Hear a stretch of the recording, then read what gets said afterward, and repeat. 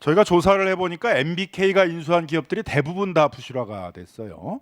뭐 딜라이브 같은 데들은 결국 나중에 채권단이 다시 경영권을 회수해 갔고, 뭐 법정 관리 신청한 데들도 있고, 1,000억이 넘는 순이익이 있는 회사를 인수했는데 나중에 뭐 1,000억 넘는 적자 회사로 전환된 다음에 빠져나온 적들도 있고, 그 다음에 이제 뭐 자발적 상장 폐지를 한 데들도 있고. 그래서 대부분 보게 되게 되면 왜 이렇게 MBK 같은 사모펀드가 인수를 하게 되면 그 피인수 기업들이 다 부실화되느냐, 이런 걸 한번 우리가 좀 검토를 해볼 필요가 있다고 생각이 듭니다. 네, 다음 넘겨줘 보세요. 저는 뭐 가장 큰 원인은 이제 소위 LBO라고 하는 차입 매수 방식의 이제 기업 인수 방식들이, 이게 이제 가장 원인이라고 생각을 합니다.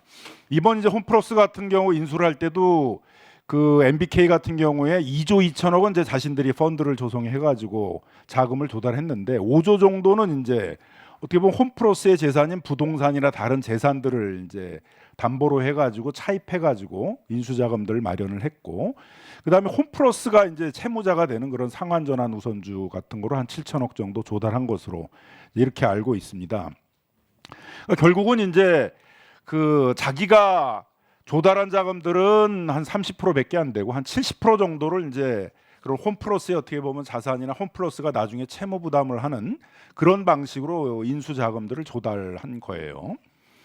그다음에 이제 나중에 이걸 갚아 나갈 때도 지금 보게 되게 되면은 한 2조 2천억 정도의 그 지금까지 그 2020년 1분기까지 2조 2천억 정도의 그 홈플러스 자산들을 매각했는데, 이게 대부분 이제 그 인수자금을 갚는 데 사용된 것이다, 이렇게 지금 생각을 하고 있습니다.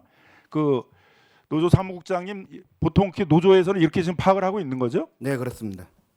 그러니까 결국은 홈플러스 피인수회사의 재산들을 갖다가 매각해서 그 인수한 자금들을 그 차입금들을 갚아 나가니까 그 회사가 정상적으로 운영되기가 어렵지 않겠어요, 그죠? 이건 뭐 당연한 것이라고 저는 생각이 드는데, 그래서 이제 이게 다음 좀 넘겨줘 보세요.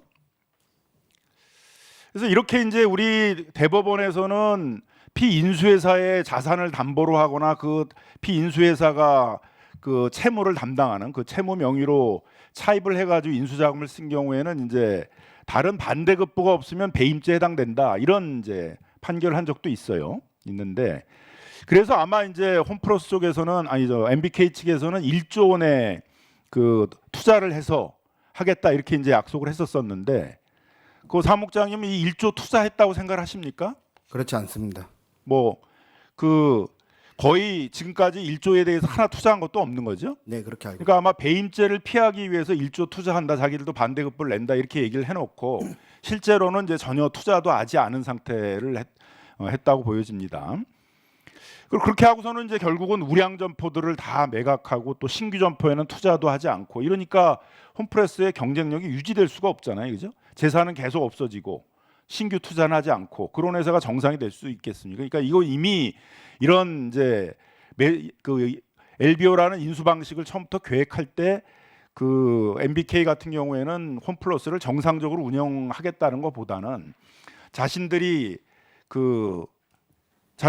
한 2조 2천억만 투자를 하고 나머지 거는 홈플러스의 재산을 가지고 그 인수자금들을 갚아나가면서 그렇게 해서 수익을 내겠다는 의사를 갖고 있다라고 보여질 수밖에 없어요. 그래서 아마 이제 회생 절차도 저희는 좀 그런 엑시트의 전략으로 빠져나가기 위한 전략으로 한 게 아닌가, 그런 생각도 듭니다.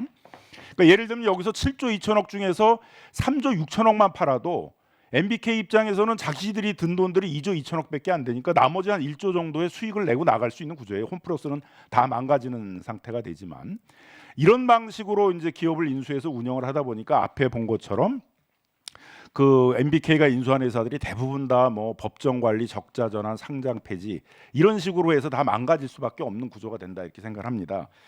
그래서 금융감독 당국들이 좀 이 LBO 방식들에 대해서 한번 점검을 좀 하셔야 돼요. 그래서 이렇게 피인수 회사들의 재산을 가지고 그걸 차입해 가지고 인수를 한 다음에 실제는 더 투자도 하지 않고 그 회사들 다 망가뜨리는 방식의 LBO 방식들에 대해서는 적절한 대응책이 있어야 된다, 감독을 강화해야 된다고 보는데, 그 부분에 대해서 이따 좀 답변해 주시기 바랍니다.